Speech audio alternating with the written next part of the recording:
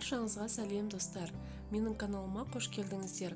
Бүгінгі видеода математика пәнінен 3 таңбалы сандарды ауызша қосу және азайту тақырыбын ары қарай жалғастырамыз. Бұл бізде 3-ші сынып математика пәні 5-ші сабақ.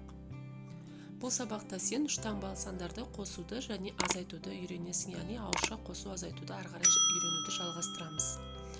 Бірінші тапсырма есепте дейді. Бұл жерде қараңдар, 190 қосылған. Мына жерде тізбектелген өрнек, яғни тізбектеліп тұр. Соны бірінен кейін бірін қосып отыруымыз керек. Мысалы 190 қосу 70, азайту 60, қосу 80, азайту 90, қосу 50 деген ұзын тізбектелген өрнек тұр. Енді осыны қосқан кезде қараңдар, 190-ға 70-ті қосамыз 260, 260-тан 60-ты азайтамыз 200, 200-ге 80-ді қосамыз 280, 280-нен 90-ды азайтамыз 190, 190-ға қосамыз 50-ді тең болады 240. Енді мұны жауабы 240 болады. Келесі 600 қосу 120 болады 720, 720-ға азайтамыз 80-ді 640, 640-тан қосамыз, оған қосамыз 120-ны 760, 760-қа қосамыз 100-ді 860, 860-таққа қосамыз 50-ді болады 910. Міне осылай шығады бұл есеп. Келесі екінші тапсырма. Бұндай есепті біз енді өткен видеода шығарған болатынбыз. Мына тізбек айналып, мына бағыт бойынша айналған кезде бір сан шығу керек. Міне мысалы 460-қа 70-ті қосамыз, бізде 530 шығады. Енді қараңдар, енді бұна астынан былай айналып, мына стрелкамен астымен айналып барғанда 530 шығатындай болу керек. 460-қа 40-ті қосамыз 500, 500-ге 30-ды қосамыз 530, міне осылай шығады. Келесі 620-дан 60-ты азайтамыз 560. Енді қараңдар, 620-дан 20-ны азайтамыз 600, 600-ден 40-ты азайтамыз 560. Міне осылай айналып келгенде, мына стрелка бағыттауышпен айналдырып келгенде соңғы сан тең шығу керек. Келесі үшінші тапсырма. Енді бұл жерде есептеу, қазір оны есептейміз. Міне қараңдар, үшінші тапсырма 490 қосу 60. Бұл жерде енді мен тек қана бірден былай 490 қосу 60 тең 550 деп жазып салуға болушы еді. Мен сендерге кішкене ауызша қосу және азайту болғандықтан калькулятор пайдаланбай, немесе басқа нәрсені пайдаланбай, баған түрінде қосу азайтуды пайдаланбай, ауызша қосу азайтудың түрін көрсеттім. Мысалы 490 қосу 60 деген жерде 400 қосу 90 мен 60-ты қосып аламыз. Сонда 400 қосу 150 тең 550 болады. Келесі 460 қосу 80, 400 қосу 60-қа 80-ді қосып аламыз, 10-қа 10-ды қосамыз ғой. 400 қосу 140 тең 540 болады. Келесі 510-нан 40-ті азайтамыз. Бұл жерде енді 510-нан 40-ті азайтқанда 10-нан 40 азайтылмайды ғой. 510-ның 10 деген несі, 10-дағы 40-тан кіші болып тұр. Сондықтан 510-ды 400 қосу 110 деп аламыз. Яғни 400-ді сыртына шығарамыз жақшанын, 110-нан азайтамыз 40-ты. Енді қараңдар, 400 қосу 70 тең болады 470. Келесі 910-нан 50, онда да тура солай. 910 деген санды 800 қосу 110 деп аламыз. Яғни 800 қосу 110 азайтылған 50 тең болады 400 қосу 60 тең 460-қа. Келесі үшінші тапсырманың жалғасы. 1000-нан 70-ті азайтамыз, 900 қосу 100 азайтылған 70 тең 900 қосу 30 тең 930. 360 қосу 80, 300 қосу 60 қосу 80 тең 300 қосу 140 тең 440. 520 азайтылған 40 тең 400 қосу 120 азайту 40 тең болады 400 қосу 80 тең 480. 960 азайту 40, 900 қосу 60 азайту 40 тең 900 қосу 20 тең 920. Келесі есебі 286 қосу 7 тең болады 293. Енді бұл жерде толығымен мен ашып жазбадым, себебі бұндай есепті мен сендерге көрсеткен болатынмын. Бұл жерде мысалы 280 деп аласыңдар да 6 қосу 7, 6-ға 7-ні қосасыңдар. Сол сияқты азайтып алып аласыңдар. Сондықтан мен бұл жерде ашып толығымен жазбадым. Өйткені бұндай есепті біз алдыңғы видеоларда өте көп шығардық. 286 қосу 7 тең 293, 852 азайтылған 9 тең 843, 564 қосу 6 тең 570, 345 азайтылған 8 тең 337-ге тең екен. Келесі 730 сантиметрден 50 сантиметрді азайтамыз, 680 сантиметр. Енді бұл жерде сантиметрмен қоса жазғандықтан бұл өте ұзақ болып жазылып кетеді. Егер бағана осы үшінші тапсырманың бірінші есептері сияқты жазатын болсақ, сондықтан жай ғана осылай қысқаша жазуды жөн көрдім. Сендерде мысалы бағана бірінші есепте қалай толығымен ашып жаздық, солай жазсаңдар да болады. Бірақ ол дәптерге де сыймай қалуы мүмкін, сондықтан осылай жазғандарың дұрыс.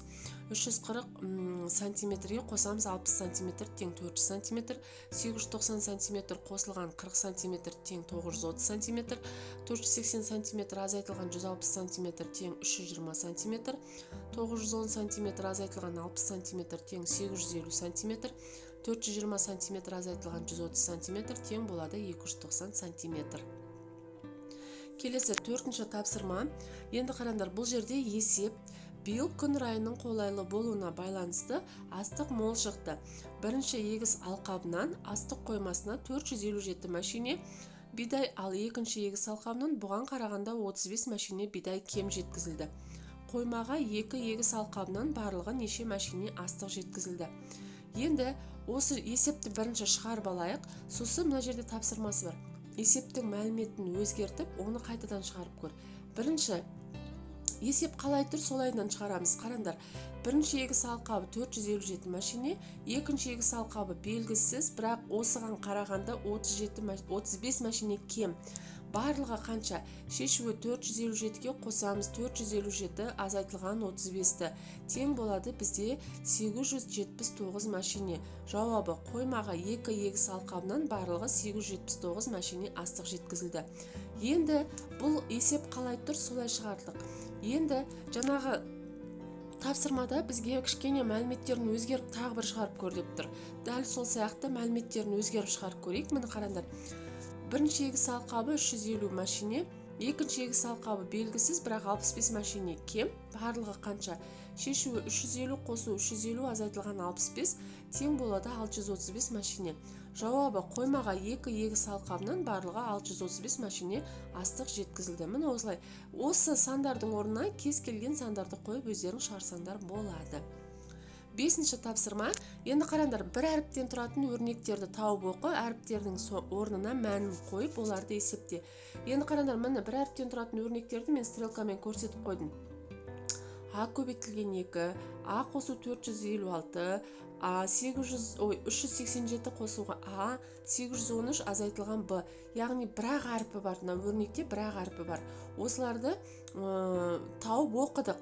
Енді әріптердің орнына мәнін қойып, оларды есепте. Міне есептедік.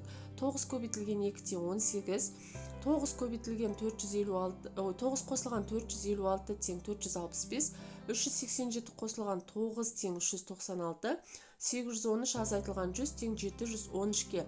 Бұл яғни мына бірінші бірақ әріпті өрнектерді шығардық. Енді ары қаратай, сен мәні берілген бір әріптен тұратын өрнектің шешуін жаза аласың. Екі әріптен тұратын өрнектің мәнін тауып көр. Енді мына жерде екі өрнек тұр. А қосу 800 азайтылған Б, А жақша ішінде А қосу 8 қосу Б деген бар. Енді осыны шығарып көреміз қазір. Міне, біріншісі үлгі ретінде шығарылып тұр уже. А қосу 8 жақша ішінде қосылған Б. А тең 9-ға тең, Б тең 100-ге тең. Яғни мына А-ның орнына 9-дың мәнін, Б-ның орнына жаңағы 9 деген мәнді, Б-ның орнына 100 деген мәнді қойып есептейміз. Яғни бұл жерде 9 қосу 8 жақшаның ішінде қосылған 100 тең болады 117. Келесі А қосу 8 азайтылған А қосу 800 азайтылған Б. Бұл жерде А 9-ға тең, Б 100-ге тең. Енді орнына қоямыз 9 қосу 800 азайтылған 100. Яғни 709 деген мән шығады. Келесі балалар, есеп бойынша өрнек құр, оны шығар. Енді бұл жерде ешқандай шартын құрмаймыз, тек қана өрнек құрамыз болды. Жаңбырлы күні дүкенде 240 ерлер қол шатыры және одан 130 кем әйелдер қол шатыры сатылды. Барлығы қанша қол шатыры сатылды дейді. Яғни бұл жерде тек қана өрнегін жазаймыз. 240-қа қосамыз, 240 азайтылған 130 тең болады 350. Тек қана өрнегін жаздық. Бізге есептің тапсырмасы солай берілген. Өрнек құр, оны шығар дейді. Келесі 7-ші тапсырма балалар, бұл жерде әріптердің орнына бағандағы сандарды кезекпен қойып, өрнектер құрып жаз, олардың мәнін тап. Енді қараңдар, мына жерде үлкен кәдімгідей екі әріптен тұратын өрнек тұр, иә? Енді қарасаңдар, бұның бірнеше мәні бар. 11, 18, 14, 65 деген. Ал С әрпінің тоже 4 мәні бар. 7, 12, 13, 3 деген. Яғни енді осылардың мәнін қойып отырып кезекпен шығарамыз. Қане қараңдар. Бірінші 35 қосу, мына толығымен бірінші мәнді өрнекті жазамыз. 35 қосу, енді бұның бірінші мәнін жазамыз. 11 қосу 7 қосу 7. Яғни мына жақта 7, келесі сының мәні 7. Тең болады 60-қа. Екіншісі, енді екінші кезекпен екінші мәнді жазамыз. Жасыл түсті мәндерді жазамыз. Яғни 35 қосу 18 қосу 7 қосу 12 тең 72 болады. Енді мына көк түсті мәндерді жазамыз кезекпен. 35 қосу 14 қосу 7 қосу 13 тең 69. Келесі, енді сары түсті мәнді жазамыз.